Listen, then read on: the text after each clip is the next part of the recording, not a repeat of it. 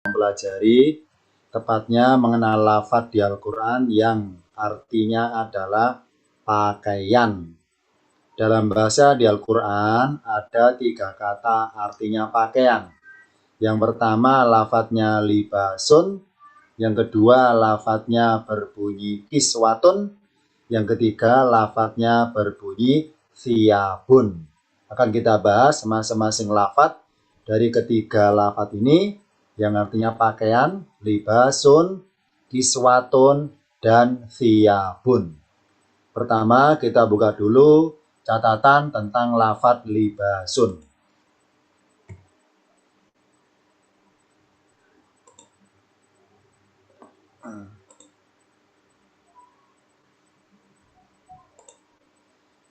Lafadz libasun atau lafadz labsun dari ada kata. Kalau libasun dari labisa, sedangkan di dalam bahasa Al-Quran ada 2 lafadz yang awalnya lam, ba, dan sin. Ada kata berbunyi labasa yalbisu, ada kata berbunyi labisa yalbasu. Kita bahas dulu yang paling atas. Labasa artinya telah mencampur adukkan. Yalbisu artinya sedang atau akan mencampur adukkan. Sedangkan kalau baknya kasro, labisa artinya memakaikan. Yalbasu juga sama memakaikan. Kalau labisa telah memakaikan, yalbasu sedang memakaikan. Dari lafadz berbunyi labasa dan labisa, kedua kata ini meskipun artinya beda, kalau labasa mencampur adukan, kalau labisa memakaikan, kedua kata ini akar kata sama, artinya yakni samar. Jadi arti aslinya antara labasa dan labisa yakni artinya samar. Dari kata labasa lahirlah di Al-Quran berbunyi labsun. Labsun artinya campuran. Ini arti singkatnya labsun yakni campuran. Kalau definisinya adalah campuran yang bermaksud menyamarkan apa yang ditutupinya. Ya, labsun adalah campuran yang bermaksud menyamarkan apa yang ditutupinya. Yani fungsinya labsun adalah sebagai pengaduk untuk mencampurkan sesuatu ke dalam sesuatu yang lain. Ini contoh misalnya ada cairan berwarna kuning dan ada cairan berwarna biru. Terus saya campurkan, maka cairan warna biru bermaksud sebagai labsun, campuran bagi cairan yang warna kuning. Karena labsun adalah campuran yang dituangkan kepada sesuatu yang lain bermaksud untuk mengaduk menjadi samar warnanya, menjadi samar dari bentuk aslinya. Ini secara bahasa. Labsun artinya campuran, maka yalbisu artinya mencampur dan mengaduk, maka diartikan mencampur aduk. Kita buka contoh dalam ayatnya. Saya ambil dari surat Ali Imran 71. Ya alal kitabi, wahai ahli kitab, dalam kurung Taurat maupun Injil. 5, tulisan 5 di ayat ini memang mahnya dibaca pendek. 5. Aslinya dalam bahasa di Al-Quran, aslinya kalau dikupas atau diurai kata demi kata, tulisan 5 terdiri 2 kata. Saya tulis di layar, yakni aslinya li ditambah ma. Ma-nya panjang aslinya, 5. Nah, oleh Allah tulisan 5 kalau ditulis dengan ma-nya panjang, bentuk jadi bersambungan seperti ini. 5 ma-nya panjang. Nah, kalau berbunyi 5 ma-nya panjang, artinya bagi apa yang? Untuk apa yang? Ya. Bagi apa yang atau untuk apa yang? Nah, karena ma di ayat ini bermaksud kata tanya, maka oleh Allah dipendekkan mimnya, nggak pakai alif. Ya. Maka bentuk jadi 5, artinya untuk apakah. Jadi arti aslinya 5, untuk apakah. Arti bebasnya, mengapa. Ya. Jadi, mengapa adalah ini arti bebasnya. Arti dalam bahasa tafsirnya, bukan arti terjemahannya. Kalau arti terjemahan adalah 5 artinya untuk apa. 2 kata ya, li artinya bagi atau untuk, Ma artinya apakah? Untuk apakah? Nah, ma-nya dipendekkan kalau bermaksud kata tanya. Contoh di juz amma. Berbunyi amma yatasaalun anin nabail adim. Amma, ma-nya dipendekkan. Aslinya dua kata. An ditambah ma, ma-nya panjang aslinya. Nah, kalau ditulis amma, ma-nya panjang, bentuk jadi seperti ini misalnya. Amma, ma-nya panjang, maka artinya tentang apa yang. Supaya ma tidak diartikan apa yang, supaya lafadz ma diartikan apakah, maka kaidahnya harus dipendekkan. Alifnya dihapus, maka bentuk jadi amma, mimnya kakinya ke bawah, alias tidak panjang. Amma artinya tentang apakah? Amma yatasaaluna, tentang apakah mereka saling tanya menanyai? Sama di sini. Lima talbisuna, untuk apakah kalian mencampur adukan? Arti bebasnya, mengapa kalian mencampur adukan al-haqqa yang benar bil batili dengan yang batil? Wa taktumuna, dan kalian menyembunyikan al-haqqa yang benar, wa antum sedangkan kalian ta'lamuna, kalian mengetahui. Di sini ada kata talbisuna dari kata labasa yalbisu, artinya mencampur adukan. Jadi al-haqqa, kebenaran firman Tuhan yang ada di Taurat, itu ayat yang benar, yang asli, yang orisinil ayatnya, itu mereka tambahkan suatu ayat yang karangan mereka dengan istilah al-batili. Secara bahasa, al-batil artinya yang sia-sia. Kebatilan berarti kesia-siaan. Oh, berarti semua lafadz karangan manusia yang dicampur adukan kepada firman Allah di Taurat, itu namanya kebatilan. Yang batil, jadi kesia-siaan. Maksudnya apa sia-sia? Yakni kalau ada ayat di Taurat yang ternyata lafadznya, redaksi kalimatnya itu bukan asli dari Allah, tapi buatan ulama Bani Israel, maka kalaupun diamalkan ayatnya sia-sia. Apa? Batil, sia-sia kalau diamalkan. Kenapa? Karena tidak bersumber dari firman Tuhan. Karena karangan manusia sendiri. Makanya segala ayat karangan manusia dikatakan al-batili, yakni yang sia-sia kalau diamalkan kalimat tersebut. Al-haqqa bil batili, yang benar dengan yang batil. Wa taktumuna, dan kalau menyembunyikan al-haqqa yang benar, oh berarti segala firman di Taurat yang asli, yang benar, itu mereka sembunyikan. Yang menarik adalah di ayat ini semua kata kerja pakai kata kerja bentuk present tense atau bentuk sedang.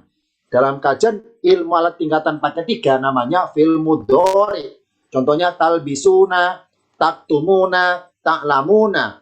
Maka bermaksud bahwa perbuatan yang sedang terjadi, sedang dilaksanakan. Oh, berarti usaha ahli kitab untuk merubah-rubah firman Tuhan masih berlangsung sampai sekarang. Dan usaha mereka untuk menyembunyikan kebenaran masih berlangsung sampai sekarang. Dan pengetahuan mereka bahwa itu hal yang nggak benar, bahwa itu dosa, tapi tetap dilaksanakan, itu perasaannya masih ada sampai dengan sekarang. Ya, talbisuna artinya mencampur adukan dari kata labasa tadi. Ini contoh satu ayat yang berbunyi talbisuna, artinya mencampur adukan, bermaksud menyamarkan ayat yang benar, disamarkan menjadi samar pemahamannya, samar aslinya, originalnya, samar, jadi subhat, jadi remeng-remeng ketika sudah bercampur dengan firman atau kalimat karangan manusia yang hakikatnya bukan firman Tuhan. Ini Allah nyindir, lima talbisuna, untuk apa kalian mencampur adukan? Arti bebasnya, mengapa kalian mencampur adukan yang haqqa, al-haqqa yang benar dengan yang batil? Nah, mari kita bayangkan kalimatnya dibolak-balik. Mari kita bayangkan. Yani saya urutkan talbisuna nomor 1, al-batila misalnya nomor 2, al-haqqi nomor 3, al-haqqi nomor 4. Ini kalau B pakai ki ya, akhirnya ki. Sekarang saya baca urutannya dan saya rubah lafadznya. Lima talbisunal batila, yang batil dengan yang benar. Nah, bil haqi, misalnya lafadznya seperti ini. Lima, mengapa, untuk apa talbisuna, kalau mencampur adukan al batila, yang batil, bil haqi, dengan yang benar. Nah, mari kita ungkap secara susunan kalimatnya. Kenapa oleh Allah firmannya al-haqqah sebut duluan, baru al-batili? Kenapa nggak seperti ini? Lima talbisunal batila bil haqqi. Mengapa kalian mencampur adukan yang batil dengan yang benar? Jawabannya adalah dengan disebut al-haqqah duluan, maka bermaksud bahwa misalnya gini ilustrasinya. Ini kitab Taurat. Ya. Tauratun. Ini kitab Taurat. Ya, T Taurat aja lah. Sedangkan ini P kitab palsu. Ya, ini karang mereka. Ini kitab yang palsu. Palsu. Nah, ketika mereka menyusun kitab yang palsu, kenapa al-haqqah sebut duluan? Berarti mereka bermaksud bahwa mereka ngarang firman Tuhan, karangan sendiri, tapi juga dikutipkan, dinukilkan, dikopi pastekan dari kitab yang asli. Al-haq sebelah kanan al-haqqah menuju bil batili, ya. Al-haqqah bil batili. Jadi ayat Taurat yang asli mereka ambil sepenggal-sepenggal untuk dicampurkan dengan yang batil-batil itu. Nah, ini contohnya. Jadi yang mereka publikasi adalah kitab yang karangan palsu ini, ya. Jadi produk mereka nulis sendiri. Nah, supaya ada muatan unsur aslinya, maka mereka mengutip beberapa firman Tuhan Taurat untuk dimasukkan ke dalam kitab karangan mereka. Itu kalau al-haqqah sebut duluan. Ya. Nah, sekarang dibalik. Misalnya al-batili sebut duluan. Bentar ya, hapus dulu. Misalnya al-batili sebut duluan. Maka pemahamannya adalah ada dua kitab. Ada dua kitab. Yang sebelah kanan, yakni kitabnya mereka, ya kitab mereka, kitab yang palsu itu. Sebelah kiri adalah kitab Taurat yang asli. Nah, kalau al-batil dulu kan, maka berarti bahwa mereka sudah ngarang dulu, sudah ngarang lengkap, sekian juz lengkap. Nah, Taurat yang asli ini mereka otak-atik ya, mereka otak-atik untuk dihapus beberapa firman, kemudian spasi atau kalimat yang kosong mereka masukkan dari kitab yang palsu itu. Jadi Taurat yang asli diotak-atik, dirubah-rubah, kemudian dihapus beberapa yang nggak penting. Nah, bekas hapusannya itu kosong, spasinya dimasukkan sama mereka. Ini kalau berbunyi al-batila bil haqqi. Ya. Nah, dari sini maka yang bentuk jadi adalah kitab yang ini mereka sebarkan. Yakni kitab yang asli, ya, yang asli yang sudah dicampur dengan karangan yang palsu-palsu itu. Kalau berbunyi al-batila duluan, baru al-haqqi. Sedangkan ayatnya al-haqqi duluan, berarti ada Taurat yang asli, yang kita nggak tahu di mana nyimpennya itu, yang masih orisinil. Sedangkan yang asli ini hanya diambil beberapa firman Tuhan untuk dicampurkan kepada karangan yang batil itu. Nah, yang disebarkan yang ini, yang batil ini disebarkan. Yang asli disembunyikan. Taktumunal haqqo. Jadi, yang asli ada, cuma disembunyikan. Nah, sedangkan yang disebarkan adalah yang batil tersebut. Maka di Al-Quran disebut duluan al-haqqi, baru al-batili. Al-haqqo, baru ya batil. Kenapa? Karena mereka mengambil beberapa firman Tuhan dari al-haqqo yang benar, untuk diambil sepenggal-sepenggal dimasukkan ke dalam karangan mereka yang batil itu. Sedangkan yang ori, yang haqqo, mereka sembunyikan. Dan kalau menyembunyikan yang benar disembunyikan, sedangkan yang salah, yang karena mereka itu disebar luaskan.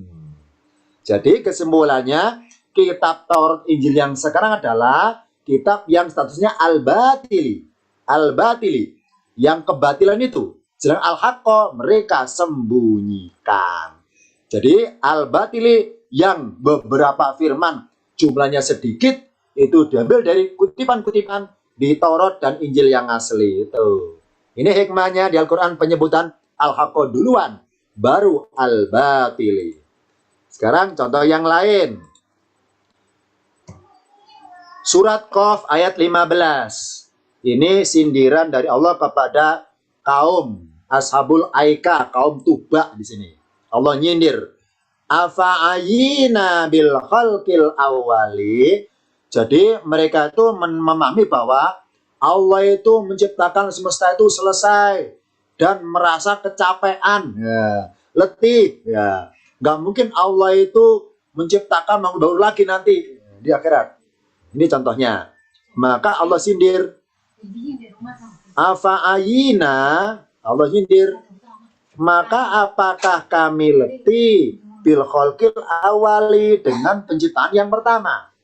Ya, Allah jawab, tidaklah kami letih, tetapi bahkan, bal itu arti lengkapnya adalah tapi bahkan, mereka lah, fi labsin, di dalam kesamar-samaran, labesin, di dalam keraguan-raguan, min khalqin jadidin, dari hal atau adanya penciptaan yang baru. Labesin, ya, tadi ada kata labesin. Apa labesun? Kesamar-samaran. Di sini arti bahasnya adalah keraguan-raguan. Jadi mereka samar pemahaman tentang masalah akidah. Jadi mereka ragu apakah Allah itu bisa menciptakan makhluk yang baru. Padahal dulu pernah menciptakan seluruhnya. Apa tidak capek? Jadi mereka mengukur Allah seperti perbuatan manusia. Yani ada capek dan sebagainya. Makanya Allah sindir, hum fi labesin. Justru mereka lah dalam keraguan-raguannya tentang keyakinan bahwa ada kehidupan setelah kematian. Labesin artinya kesamar-samaran, diartikan keraguan-raguan. Karena labesun artinya samar arti aslinya. Berikutnya, tadi yang labasa sudah kita bahas. Labasa yalbisu, mencampur adukan. Sekarang kita bahas yang warna biru, labisa. Tadi labasa, sekarang labisa. Labisa yalbasu artinya memakaikan.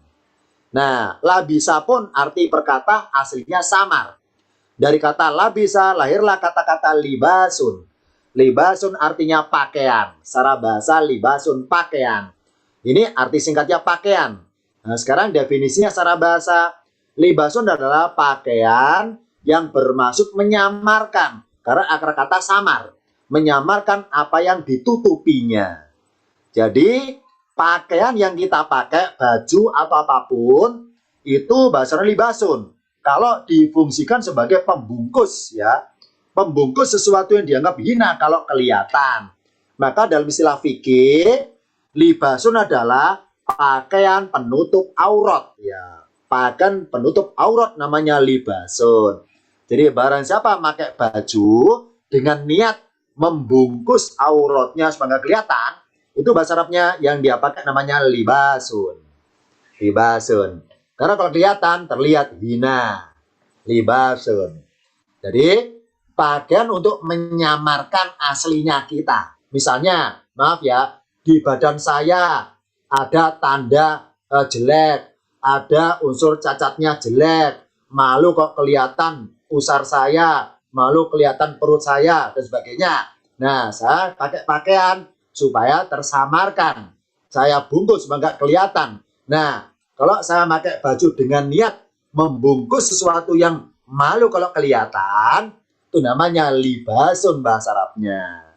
Nah, libasun, pakaian yang bermaksud menyamarkan sesuatu yang ditutupinya agar tidak kelihatan jelas, ya, disamarkan. Contoh lafaz libasun dalam suatu ayat. Kita buka tampilan berikutnya. Saya ngutip dari Al-Baqarah 187 ya, panjang ayatnya tapi sambil intinya saja tentang pakaian.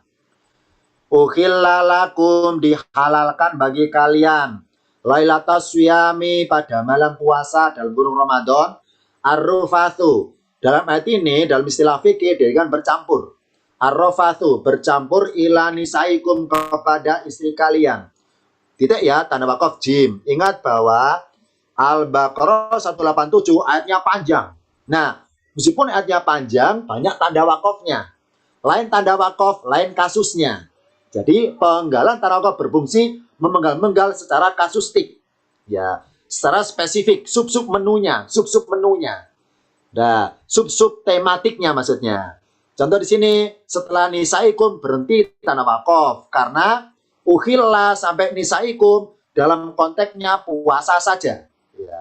Sedangkan hunna libasun sampai lahunna lagi adalah konteksnya secara umum. Hunna mereka, karena hunna mereka perempuan, yakni istri, libasun pakaian, lakum bagi kalian, kumil laki-laki, yakni suami. Wa antum sedangkan kalian wahai para suami, antum ini mudzakkar laki-laki.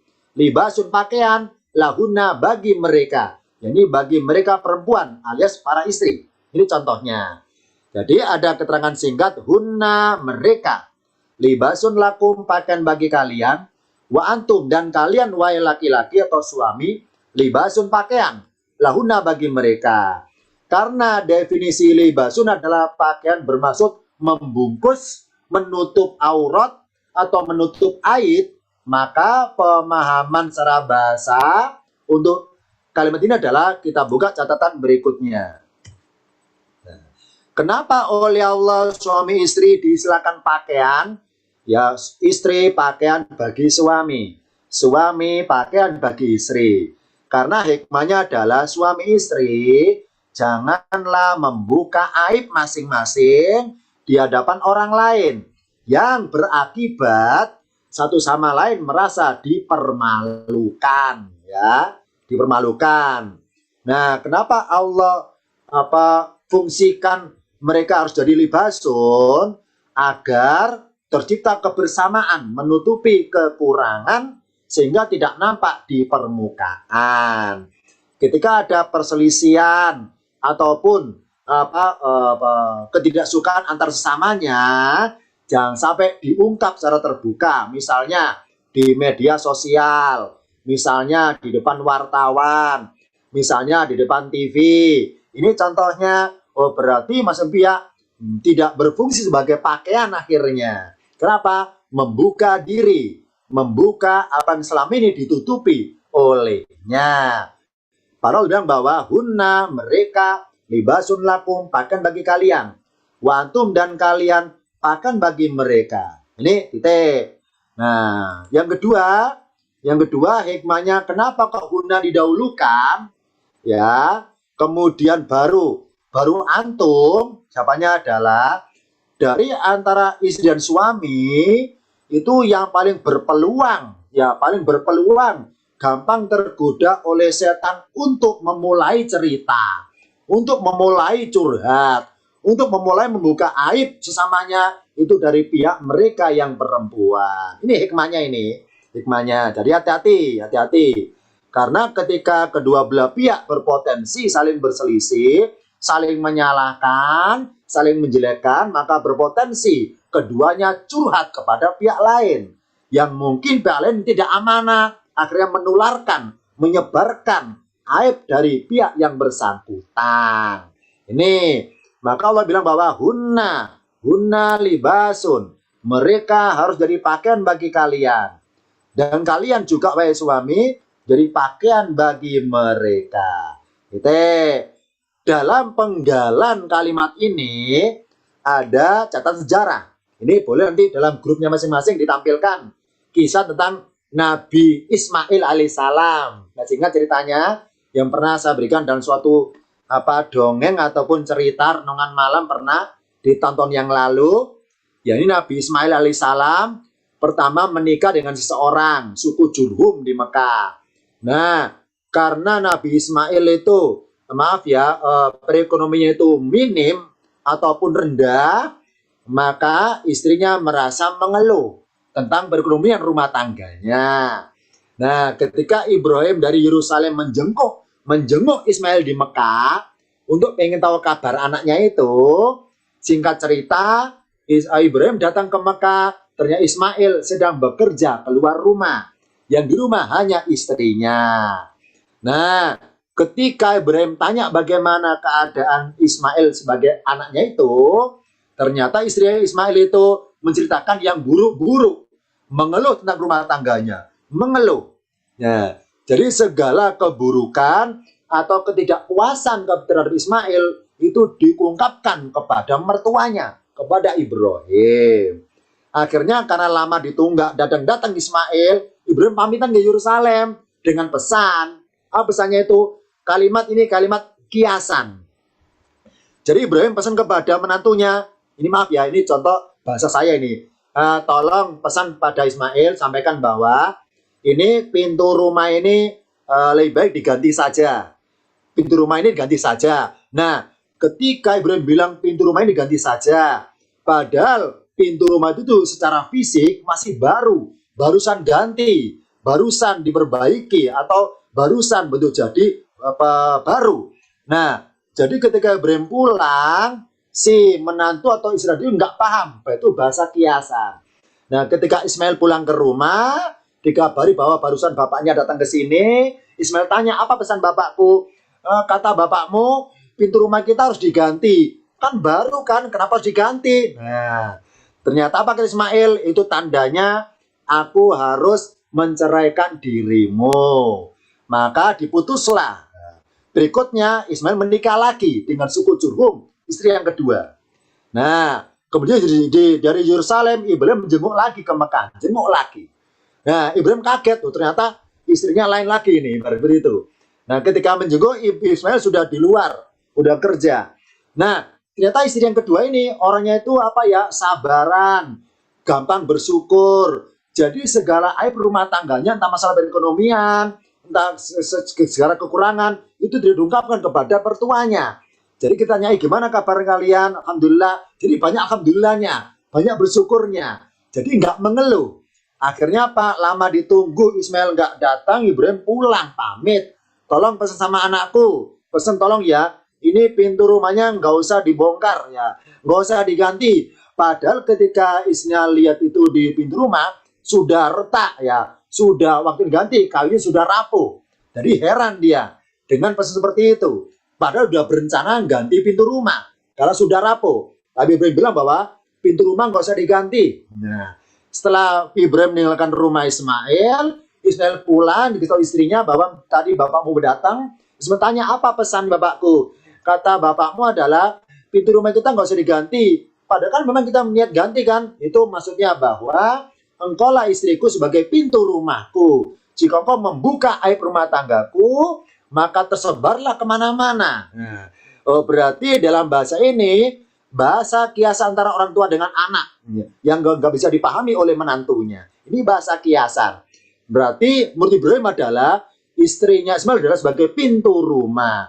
Jika hunna libasun, jika pintu rumah terbuka, alias segala aib rumah tangga itu keluar semua, maka dipastikan Ismail merasa malu karena diketahui banyak orang tentang kerumah tangganya. Ini hikmahnya, istri dan suami sama-sama fungsinya sebagai libasun. Silakan nanti grup masing-masing menampilkan kisah itu. Ismail punya istri, kemudian disilakan dengan pintu rumah. Berikutnya, contoh lagi kata libasun atau libasan. Saya mengutip dari Al-A'raf 26. Ya Bani Adama, wahai keturunan Adam, qad anzalna, sungguh telah kami nurunkan alaikum atas kalian, libasan, suatu pakaian, yuwari sawatikum, yang menutupi aurat kalian, atau suatu hal yang buruk kalian, warisan, dan pakaian yang pantas, yang tampak pantas. Risan bahasanya adalah yang tampak pantas. Walibasu takwa, dan pakaian takwa, dalika itulah khairun, lebih baik. Di sini Allah berikan 3 istilah pakaian. Yang pertama, libasan yang yuwari sawatikum, pakaian menutupi aurat. Yang kedua adalah risan, pakaian yang tampak pantas. Yang ketiga adalah libasu takwa, pakaian ketakwaan. Yang menarik adalah kata-kata libasan turunnya dari langit karena berbunyi anzalna alaikum, wahai Bani Adam, sungguh kami telah menurunkan atas kalian pakaian yang yuwari sawatikum.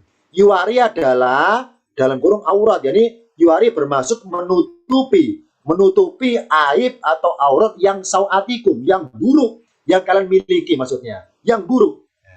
Ini contohnya, libasan yang turunnya anzalna, turun dari atas. Maksudnya bahwa anak cucu Adam turun ke bumi itu turunnya sudah Allah kasih pakaian. Ya, Allah kasih pakaian. Nah, karena pakaiannya libasan bertanwin, maka pakaian pengertian umum. Jadi apa? Sesuatu yang menutupi aurat kalian. Sesuatu yang menutupi aurat kalian. Nah, berwujud apa sesuatunya? Kita buka catatan berikutnya. Lafadz libasan, bentar ya, saya ganti warna merah pulpennya biar tidak buram dengan warna hitam. Sebentar, saya milih dulu warnanya. Ya. Lafadz libasan, anzalna, diturunkan dari Allah, yakni apa? Perasaan malu. Libasan berwujud rasa malu yang sudah Allah tanamkan dalam fitrah manusia. Secara bahasa, fitrotun artinya cetakan, dikata fatoro. Apa fatoro? Mencetak, menciptakan sesuai dengan cetakan. Fatoro, ada kan fatiru sama tiwal ardi. Apa fatiru? Pencipta. Apa kholako? Menciptakan. Sama. Apa fatoro? Menciptakan. Sama. Bedanya kalau fatoro menciptakan sesuatu dengan cetakan. Ada cetakannya, ada malnya, ada cetakannya, ada apa ya? Ada pasangannya ataupun cetakannya. Nah, jadi fitrah manusia, fitrah artinya cetakan, ya.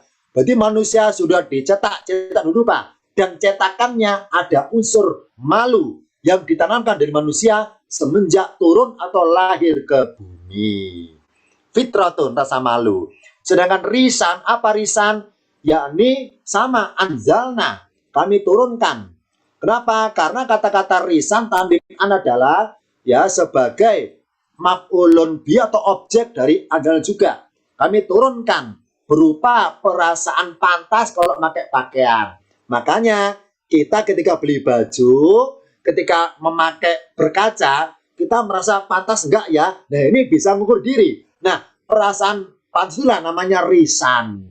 Berarti kedua lafaz ini, libasan dan risan, itu pakaian bermaksud rasa, ya, bukan bermaksud benda fisikal materi, ya. Karena risan adalah rasa pantas, ya. Misalnya maaf ya, saya gemuk, kalau pakai pakaian yang untuk orang kurus kan nggak pantas, dan sebaliknya kalau saya kurus memakai pakaian 5L ukuran 4L kan tidak pantas. Nah, ini naluri merasa pantas nggak pantas itu namanya risan. Dan risan adalah pakaian berupa perasaan merasa pantas. Sedangkan libasan adalah pakaian bermaksud perasaan merasa malu. Ya, merasa malu. Nah, maka itulah puncaknya libasu takwa. Nah, sedangkan pakaian ketakwaan dari yang lebih baik. Kan kita ngomong di sini kenapa berbunyi libasu takwa. Kita buka catatan berikutnya. Salah satu contoh bahwa Allah sudah memakaikan libasan berupa perasaan malu sejak manusia dilahirkan. Ini contoh secara ilmiahnya dulu. Jika ada anak bayi sudah mulai bisa tengkurap, maka setiap kali dia dilentangkan dalam tanda kutip ya, dalam keadaan telanjang, ya, belum kasih celana, telanjang. Maka muncullah naluri bawaan sejak lahir. Ya, apa? Perasaan malu. Karena ketika telanjang terlentang, terlihat auratnya. Lantas segera dia berusaha menutupi auratnya. Tapi karena masih bayi, dia belum bisa mampu mengambil selimut sendiri, nggak bisa mampu mengambil selimut, maka dia berusaha bertahan, menutupi diri dengan cara tengkurap. Nah, nih. Jadi bayi sudah punya naluri rasa malu yang Allah tanamkan ketika dia dilentangkan. Silakan dipraktekkan. Silakan cari bayi yang sudah bisa tengkurap, kita lentangkan dengan telanjang, akan segera dia gelisah. Ini segeranya, akan segera tengkurap. Tapi ketika dilentangkan dalam kondisi sudah pakai baju, sudah pakai celana, dipastikan tengkurapnya tidak segera. Ini dipastikan tidak segera tengkurap. Kenapa? Dia merasa aman, terlentang dalam kondisi memakai pampers atau memakai celana, dia merasa aman, maka tidak segera tengkurap. Tapi ketika masih telanjang, dipastikan segera tengkurap. Segera ini naluri namanya. Ini hikmahnya. Dari bayi tengkurap itu rasa malu sudah tanamkan semenjak lahir.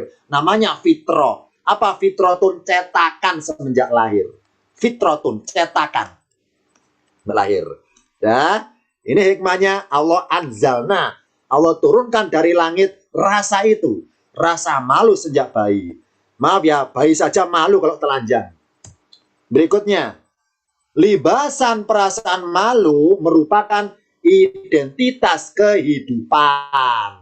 Yakni, jika manusia tidak berpakaian, alias tidak berpakaian rasa malu, maka Allah tidak menganggap dia hidup. Sebab, menurut bahasa, lafaz malu sama dengan lafaz hidup. Akar kata sama fiilnya, sama kata kerjanya. Hayya Yahya. Hayya fiil madi past tense, Yahya fiil mudhari present tense. Hayya Yahya. Apa artinya? Ada dua. Bisa artinya malu, bisa artinya hidup. Tergantung masdarnya, tergantung kata jadiannya. Kalau hayatun, maka hayya Yahya artinya hidup. Kalau hayaun, maka hayya artinya rasa malu. Makanya hayaun dengan hayatun beda tipis. Tak marbuto sama hamzah. Hayatun hidup, hayaun malu. Nah, maka libasu takwa, maksudnya apa? Barang siapa secara fisik orangnya hidup, tapi nggak punya rasa malu, berarti nggak ada takwanya. Nggak ada takwanya. Ya, jadi, barang siapa manusia diciptakan Allah, tapi nggak bersyukur kepada Sang Pencipta, maka nggak ada takwanya. Orang kafir nggak beriman, nggak ada takwanya. Orang beriman tapi masih menipu. Orang beriman tapi masih mendolimi. Padahal tahu Allah Maha melihat dirinya. Ternyata nggak ada rasa malu. Dilihat Tuhannya. Maka nggak ada takwanya. Ini contohnya. Maka dalam Islam, maaf ya, orang gila itu bebas hukum. Ya, maksud apa? Dimaklumi. Kenapa? Karena hidupnya dia di dunia seakan-akan tidak hidup. Kenapa? Karena nggak punya rasa malu. Hakikatnya adalah hidup identik dengan malu. Malu adalah simbol kehidupan, ya. Karena akar kata malu dan hidup, akar kata sama. Hayya Yahya. Hayya Yahya. Nah, salah satu pengertian libasu taqwa adalah perasaan malu. Malu ngapain? Karena takut. Takut ngapain? Takut terlihat. Oleh siapa? Oleh Allah. Malu dalam hal apa? Yang pertama misalnya, malu terlambat memenuhi hak Allah untuk disembah. Tidak tepat waktu. Yang dua, malu menyalahgunakan anggota badan untuk dipakai berbuat keburukan atau maksiat. Contoh misalnya, maaf ya, saya pengen mencuri. Nah, mencuri kan pakai tangan, berarti menyalahgunakan ciptaan Allah untuk perbuatan kepentingan pribadi. Ini berbuat buruk itu. Malu menyalahgunakan anggota badan untuk berbuat keburukan. Yang ketiga, rasa malu menyalahgunakan sifat-sifat ketuhanan. Misalnya, Allah punya sifat as-saburu. As-saburu jala jalalu. Apa as-saburu? Maha sabar. Contoh misalnya, saya pengen mencopet. Ya, copet adalah orangnya paling sabar. Kenapa? Nunggu kita lengah. Kapan lengahnya? Baru diambil barang kita. Ini namanya sabar. Tapi karena sabar dalam berbuat mencopet, ya, sabar dalam mencuri, nunggu lengahnya pemiliknya, itu namanya sabar menyalahgunakan sifat-sifat kesabaran untuk berbuat keburukan. Harusnya malu. Dari mari kita sabar dalam berbuat buruk. Jangan tergesa-gesa mencurinya, nunggu lengahnya, sabar nunggu orangnya lengah. Itu namanya menyalahgunakan sifat kesabaran yang harusnya untuk kebaikan. Ya. Ini contoh, barang siapa tidak malu untuk terlambat, tidak malu menyalahgunakan anggota badan, tidak malu memperhatikan suatu ketuhanan, itu namanya takwanya tidak ada. Nah, sekarang contoh ilustrasinya libasun, ya. Dulu ya, libasun artinya pakaian bermaksud apa? Membungkus, ya. Sebagai bungkus atau membungkus. Kita buka dulu, mundur dulu ke belakang, mundur dulu. Bentar. Ini ya, lihat di layar. Bentar, coretanya sabar dulu coretannya. Libasun, pakaian bermaksud menyamarkan apa yang ditutupinya. Oh, berarti berfungsi sebagai pembungkus sesuatu yang dianggap hina kalau kelihatan. Ini pernah saya ditanya seorang jamaah seperti ini. Maaf, ini contoh ya. Contoh pertanyaan yang barangkali kita pernah bertanya. Dan sekarang saya tahu jawabannya. Gini, pertama. Ada yang tanya, ya Ustadz, ketika kita sudah wudhu, terus kita kentut, maaf ini contoh ya, kita kentut, berarti kan batal. Nah, kenapa yang batal kan, maaf ya, yang batal kan pantat kita. Tapi kenapa ketika wudhu, kok pantat kok nggak dibasuh? Nah, ini pertanyaan unik ini. Jadi ya Ustadz, saya tanya, ya kenapa?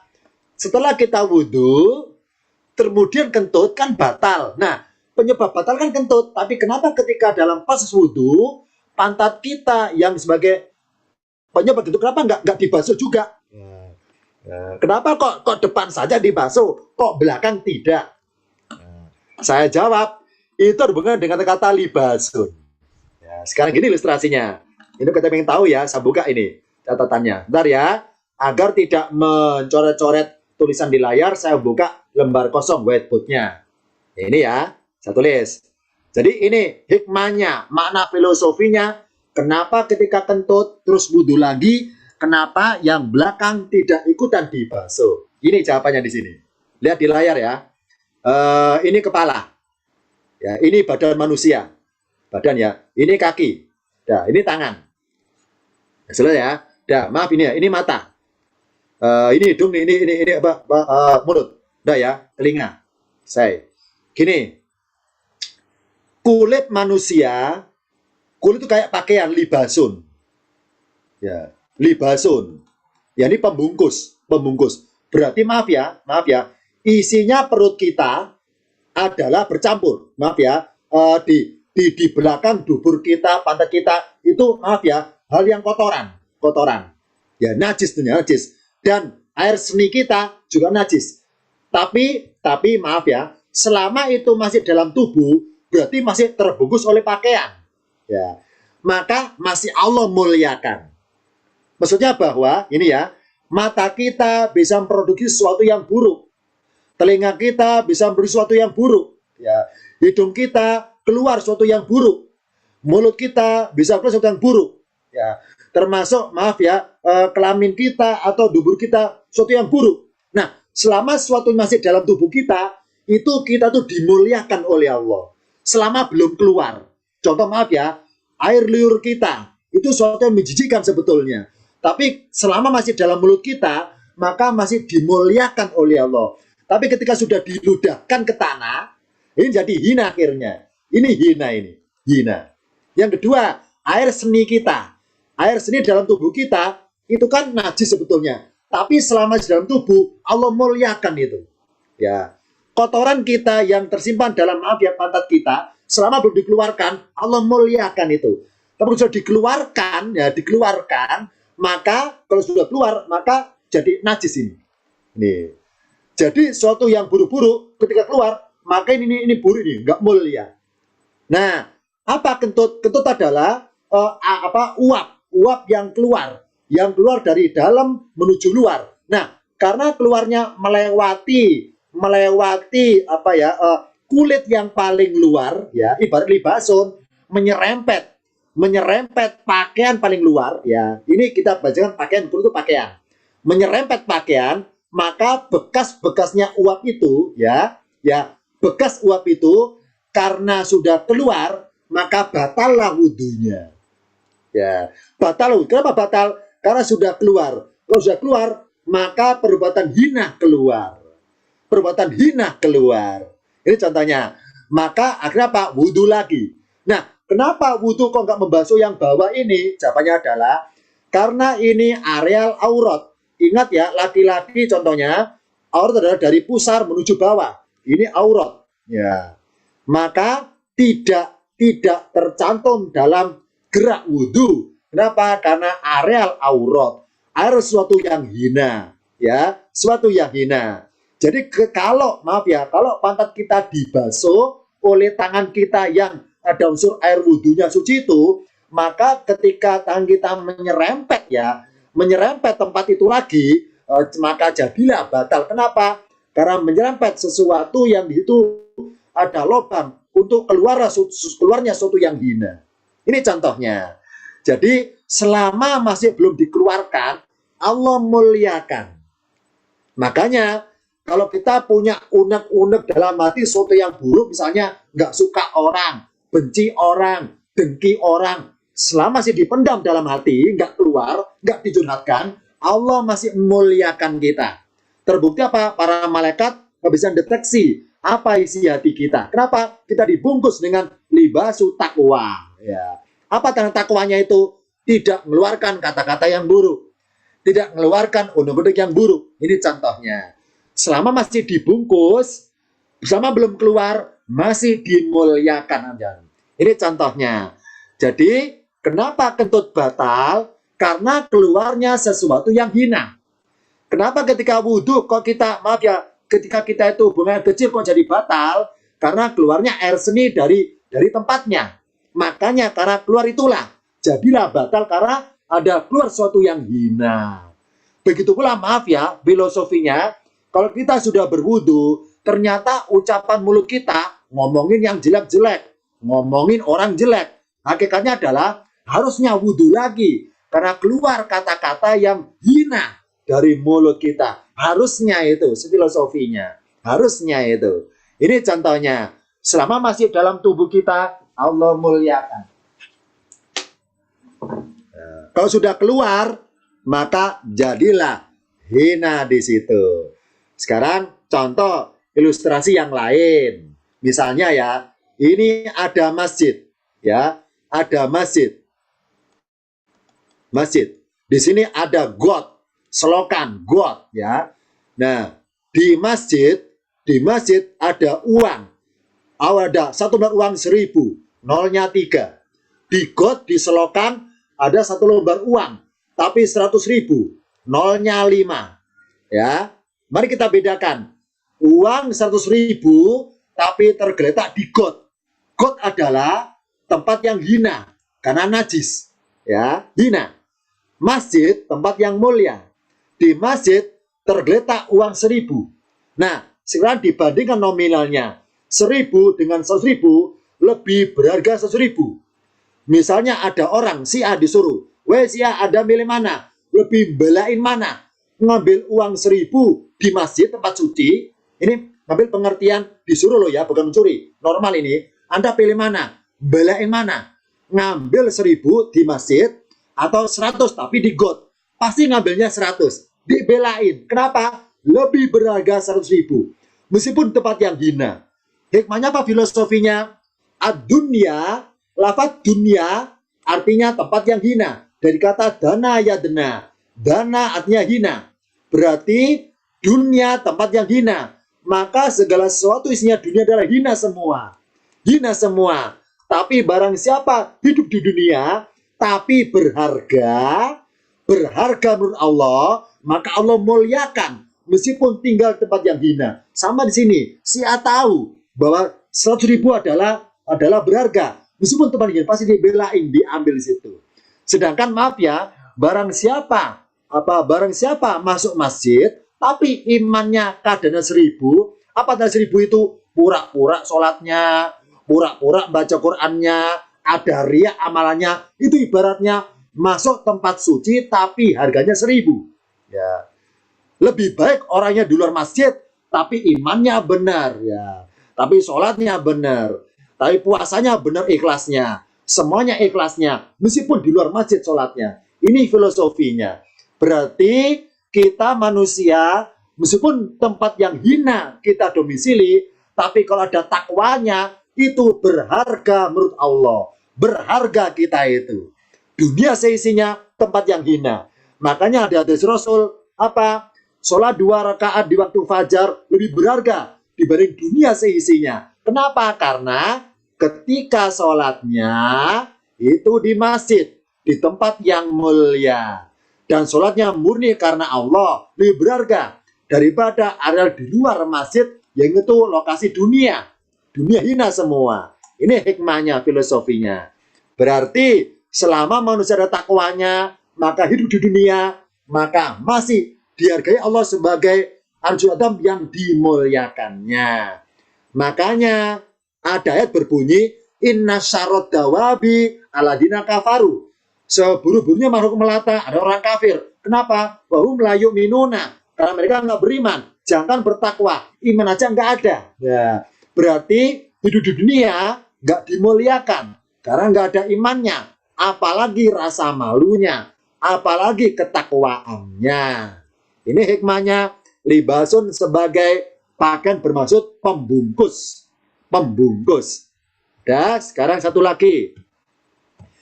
Di Al-Quran, pakaian lafadznya kiswatun.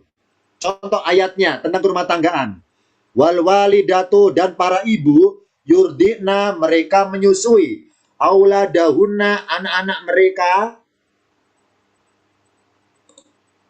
Haulaini, 2 tahun kamilaini, penuh atau lengkap. Liman aroda, bagi siapa menginginkan, an yutima, untuk menyempurnakan rodo atau penyusuan.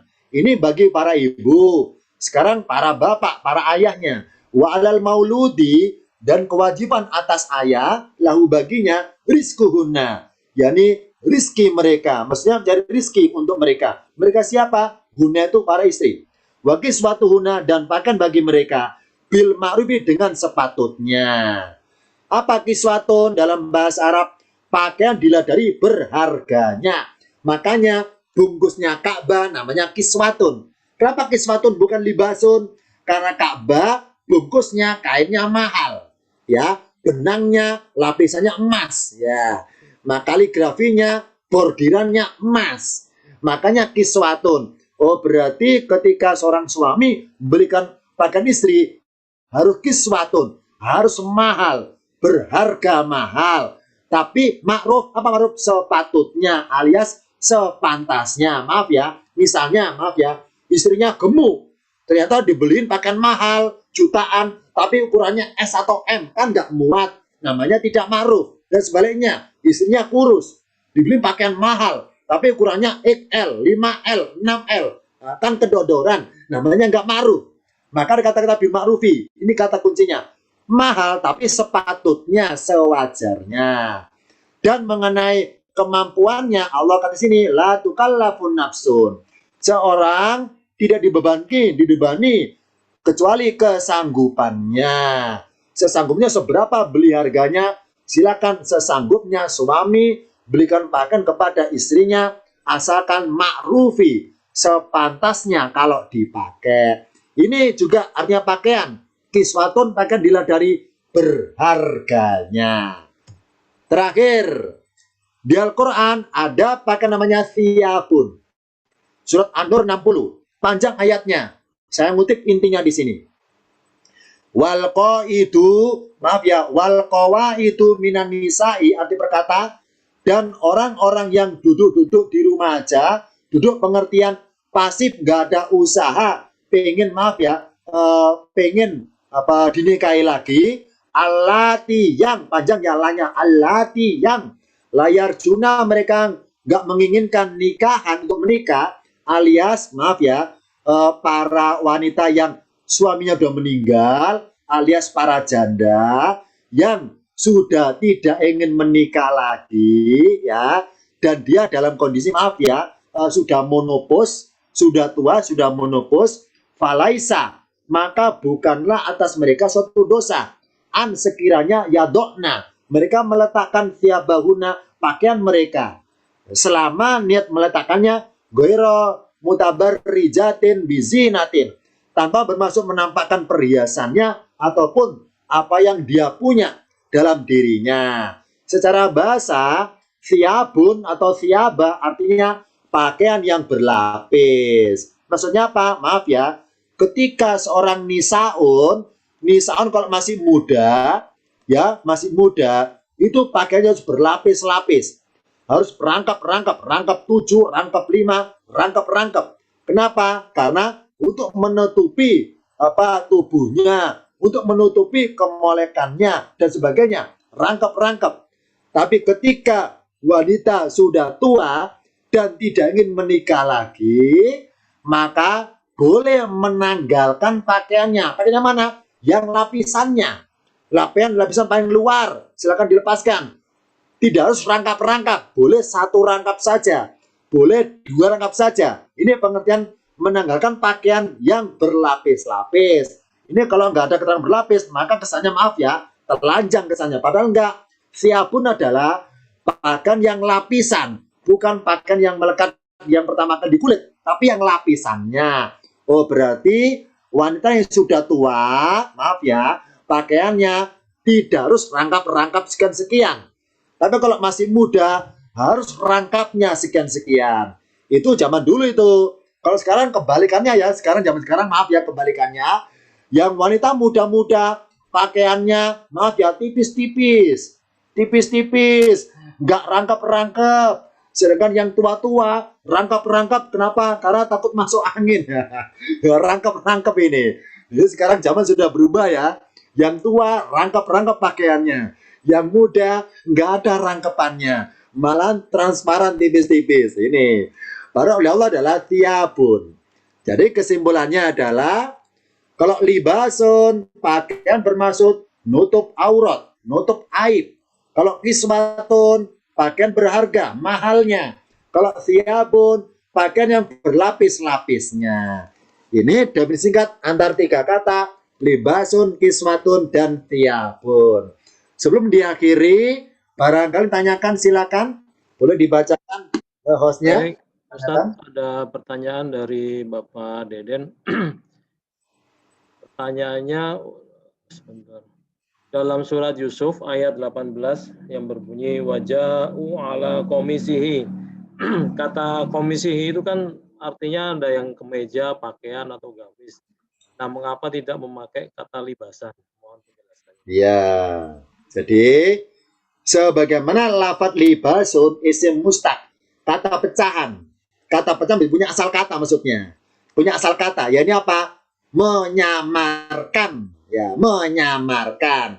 Sedangkan komisun, ini suatu nama salah satu jenis pakaian. Komisun, ya. Komisun artinya pakaian. Ya ini apa? Ya benda, isim jenis, ya. Bukan mustaq, ini jamit apa jamit bentuk baku. Ya, jamit loh ya, jamit bentuk baku. Dalam kisah Yusuf pakai komisun. Kenapa? Karena bermaksud pakaian yang dia pakai. Tidak bermaksud niatnya Yusuf pakai pakaian untuk apa. Tidak seperti itu ya. Kalau libasun adalah pakaian dilihat dari fungsinya. Kalau komisun memang nama pakaiannya. Ada gamis, ada komis, gitu misalnya. Contoh seperti itu ya. Kalau komisun, nama pakaiannya. Ini isim jamit loh ya. Apa jamit? Bentuk baku, bukan pecahan. Jadi nggak bicara fungsi pakaiannya. Kalau libasun, bicara mengenai fungsi pakaiannya. Untuk apa? Menutupi, menyamarkan. Ya. Makanya dalam kisah Yusuf, pakai komisun, karena nggak membicarakan fungsi memakai pakaiannya. Tapi membicarakan mengenai benda fisik yang dipakai Yusuf. Apa benda fisiknya? Benda yang namanya komisun, yakni pakaian. Ada yang lain? Silakan. Dalam surat An-Naba kan ada waja'alna laila libasa, Ustaz. Iya. Nah, itu maknanya gimana, Ustaz? Benar, betul. Membungkus, ya. Membungkus. Jadi malam dibungkus dengan siang. Siang dibungkus dengan malam. Kenapa dibungkus? Jadi merambatnya waktu antara malam dengan siang itu pelan-pelan sebenarnya tertutupnya sesuatu oleh pakaian yang lainnya. Makanya terbenamnya matahari pelan-pelan. Jadi masuknya waktu malam ke dalam siang itu sebagaimana masuk sesuatu dalam bungkusan. Gini contoh ilustrasinya, saya buka lembar kosong ya. Ini contohnya. Bentar ya, sambil pelan dulu.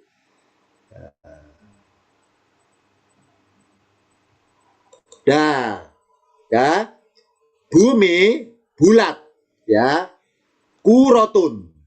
Apa kurotun? Bola. Kurotun bola. Makanya ada kata yukawiru. Apa yukawiru? Membungkus dalam bentuk bola. yukawiru. Ya, ada itu. Ida samsu kuwirot. Apa kuwirot? Digulung, ya. Digulung, ya, digulung.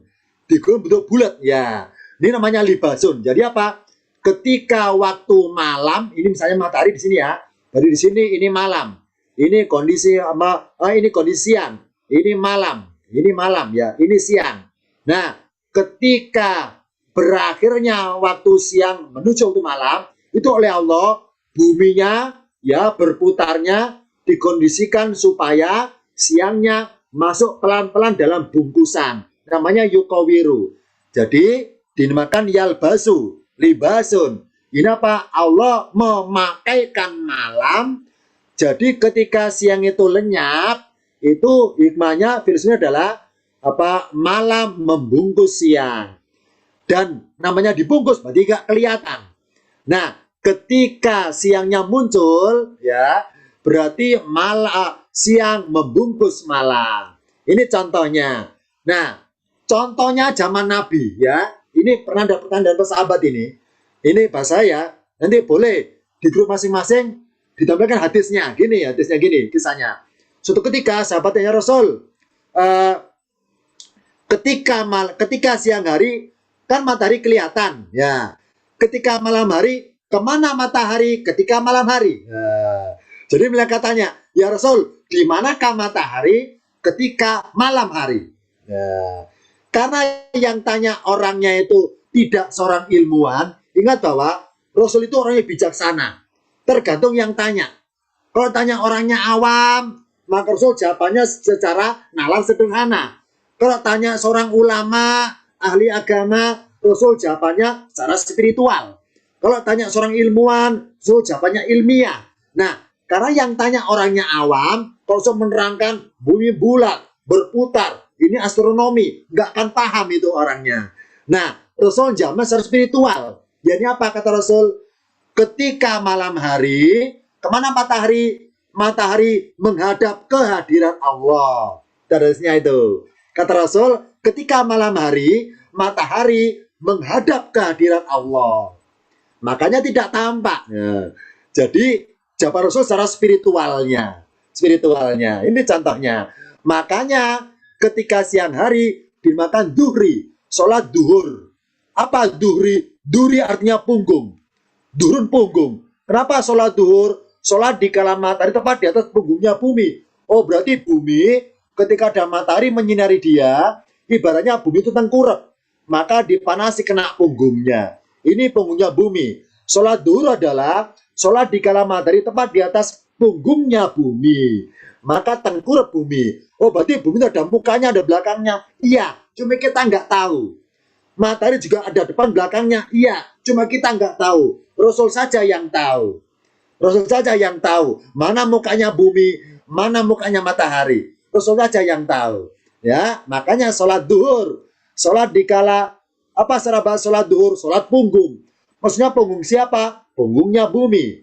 Ketika tengkurap, ya bumi dipanasi matahari. Itu namanya yalbisu. Ya, ini apa? Allah membungkus malam ke dalam siang dan sebaliknya membungkus siang ke dalam malam. Begitu pula idza samsu kuwirot, ya. Jika matahari digulung dalam bentuk bulat itu. Kita nggak bisa membayangkan bagaimana cara menggulung kalau bendanya bulat. Nggak bisa dibayangkan, ya. Sama di sini, ya, yukawiru lailan nahar misalnya, yukawiru membungkus dengan cara bulat, contohnya. Begitu pula yalbisu membungkus dengan cara bulat, ini contohnya. Jadi malam dibungkus dengan siang, namanya dibungkus berarti nggak kelihatan. Begitu pula ketika siang dibungkus malam, nggak kelihatan. Ini hikmahnya. Dan sebagaimana filosofinya dalam tajwid ada namanya syamsia sama komaria. Apa samsiatun? Misalnya ada bacaan berbunyi misalnya minal baiti. Minal baiti namanya komaria. Kenapa alnya masih terbaca? Minal baiti namanya bacaan komaria, contoh ya. Nah, kalau minan nasi baru samsia. Minan nasi. Kenapa? Alif lamnya nggak kelihatan. Apa alif lam? sebagai ilustrasi tentang mataharinya. Mataharinya contohnya ya, alnya di sini. Jadi ketika baca minan nasi, alnya nggak kelihatan. Maksudnya apa? Ketika malam hari, matahari nggak kelihatan. Tapi ketika siang hari, bulan masih kelihatan. Meskipun hanya samar. Makanya alnya masih terbaca karena masih kelihatan. Namanya bacaan komaria. Kenapa komaria? Karena komarnya, bulannya masih kelihatan. Kalau siang hari. Sedangkan samsia, matahari nggak kelihatan ketika malam hari. Ini hikmahnya dari kata-kata yukawiru, kurotun, juga duri, dan yalbisu, yang artinya membungkus seperti pakaian. Ada lagi? Silakan. Ada lagi Ustadz dari Ibu Aslamiyah. Boleh? Pak Ustadz, maaf izin bertanya, seandainya kita mengikuti pengajian di musola karena bapak-bapak, terus kemudian kita mengikuti dari rumah karena kedengaran, seperti baca yasin, doa-doa, dan lain-lain. Apakah sama pahalanya kita mengikuti langsung datang di masjid? Iya, ya. Ini maaf ya. Keluar dari topik. Iya, maaf ya. Kalau bicara pahala itu hal yang gaib ya. Maaf ya, hal yang gaib ya. Jadi itu kalau saya jawab nanti tanya dalil mana Ustadz? Saya nggak tahu. Saya nggak tahu. Saya nggak tahu mengenai hal yang gaib pahala.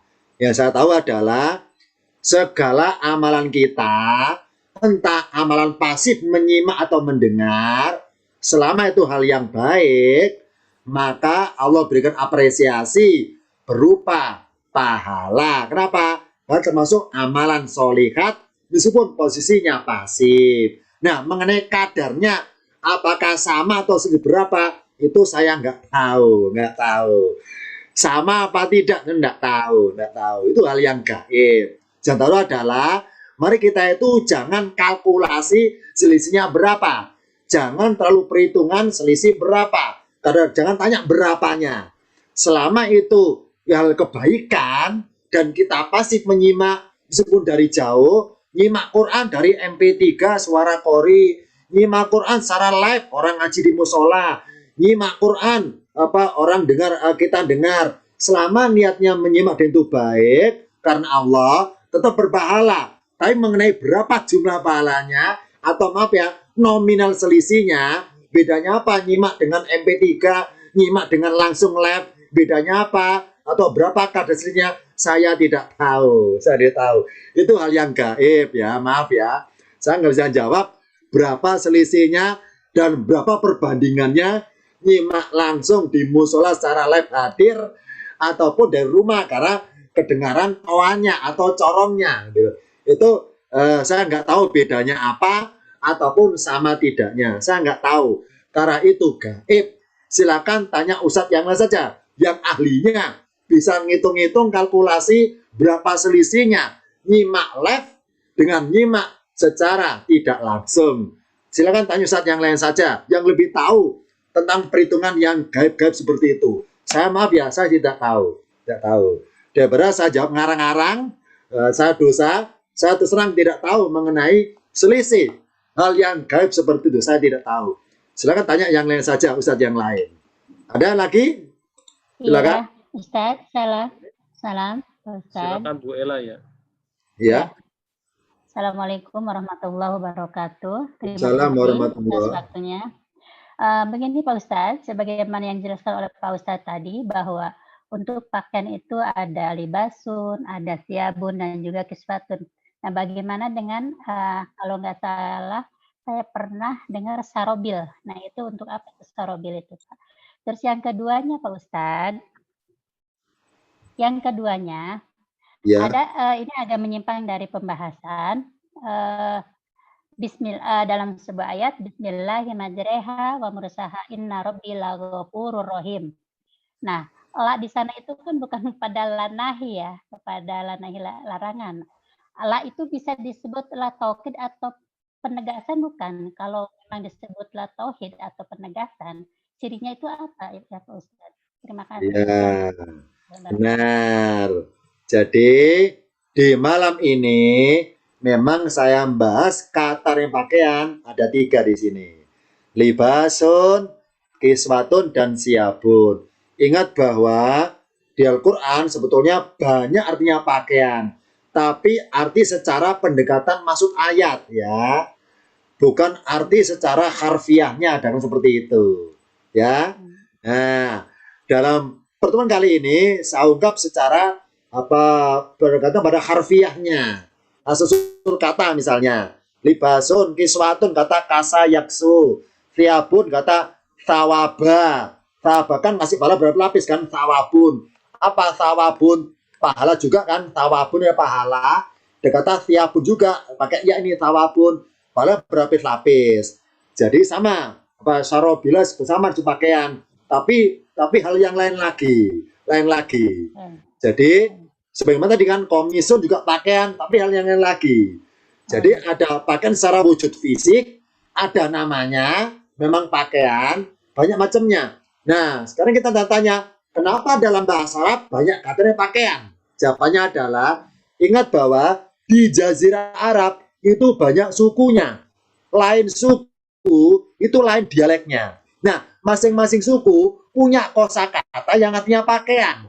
Dan oleh Allah banyak dimasukkan dalam Al-Quran, mewakili berbagai suku-suku. Ya, ini contohnya. Makanya maaf ya, kalau kita perbandingkan secara objektif, kamus bahasa, kita bandingkan dulu. Kamus bahasa Indonesia, kamus besar bahasa Indonesia itu 1 jilid, tapi tebal. Ya, 1 jilid, tapi tebal. Tebalnya mungkin sekitar berapa ya, 15 cm ya, tebal. Namanya kamus besar, itu berarti lengkap ya. Kamus induk 1 jilid tebalnya mungkin 15 cm, 1 jilid tebal. Tapi kalau dibanding kamus bahasa Arab itu tebalnya sama dengan Indonesia 35 cm, tapi jumlahnya 15 jilid. Saya ulangi ya, kamus besar bahasa Indonesia 1 jilid dan tebal. Kamus bahasa Arab ya sama tebalnya, tapi 15 jilid. Kenapa? Karena kosakata bahasa Arab lebih kaya berbanding bahasa Indonesia, lebih kaya. Termasuk kata-kata pakaian banyak sekali di Al-Quran. Memang sengaja saya pilih 3 ini dulu tentang pakaian. Banyak sekali. Lain suku, lain dialeknya. Yang kedua, betul tadi ada lafaz la ghafurun misalnya ya. Nah, sekarang kita buka catatan singkat ya. Bentar ya, sebagai dulu ya, bentar. Ini contohnya. Misalnya ada kata di Al-Quran yang tulisan Arabnya gundul. Bentar ya. Tulisan Arabnya gundul. Bentar ya, misalnya ya. Bentar dulu ya, saya hapus dulu. Ya. Misalnya ya, ada alif beramza, nunnya kosongan. Jauh adalah. Ya, seperti ini ya. Nah, untuk mengetahui apakah dibaca in, apa dibaca inna, itu ada cirinya. Tengok, ini misalnya Arifah gundul ya. Tengok ke kiri. Nah, ada nggak lafaz la? Oh, ada. Nah, kalau ada, maka misalnya ya berbunyi inkanat. Wa inkanat lakabiratun, misalnya inkanat. Ya. Nah, untuk mengetahui in di sini apakah artinya jika atau artinya sesungguhnya, lihat ke kiri. Wadalah, artinya sungguh. Maka in aslinya inna. Tulisan inna yang disingkat. Ya ini apa? Singkatan dari in, nunnya 2. In pertama sukun, nun kedua fathah. Inna. Disingkat hanya in. Oh, berarti lafaz in di sini artinya bukan jika, tapi sesungguhnya. Dari mana taunya? Adalah. Berarti kalau ada suatu ayat, ada inna awalannya, terus ada la, maka la adalah sebagai penegasan bahwa ini kalau Arabnya gundul, bukan in, tapi inna. Hanya sebagai penegasan, menguatkan pernyataan bahwa lafaz sebelumnya berbunyi, kalau kosongan alif sama nun di harokati berbunyi inna. Ini contohnya. Berarti la artinya sungguh sama dengan inna sesungguhnya. Dalam kaidah bahasa di tingkatan paket 4 namanya taukid ya. Taukid menguatkan pernyataan. Benar. Sebagai penguat saja. Benar. La Ghafurur Rahim dan sebagainya. La itu penguat saja. Ada yang lain terakhir silakan. Iya. Terakhir. Makasih Pak Ustaz. Kalau nggak ada, nanti saya kirimi filenya PDF catatan hari ini tentang pakaian yang kurang jelas boleh berlanjut di grupnya masing-masing. Jadi PR-nya adalah yang pertama menampilkan kisah tentang Nabi Ismail yang mempunyai 2 istri. Istri pertama maaf ya diceraikan gara-gara mengungkap aibnya keluarga. Yang kedua mencantumkan hadis Rasul tentang tadi seorang atau sahabat bertanya tentang mengenai ya Rasul di mana matahari ketika malam hari itu. Selalu jawabannya matahari menghadap ke hadirat Allah ketika malam hari. Rasul jawabannya enggak tujuan ilmiahnya, tapi tujuan spiritualnya. Karena yang nanya orangnya bukan ilmuwan. Kalau diterangkan secara ilmiah enggak akan nyambung. Karena tanya secara spiritualnya, Rasul nerangkan secara spiritualnya. Terus demikian dari saya tentang pakaian. Akhir kalam. Wassalamualaikum warahmatullahi wabarakatuh. Waalaikumsalam. Waalaikumsalam.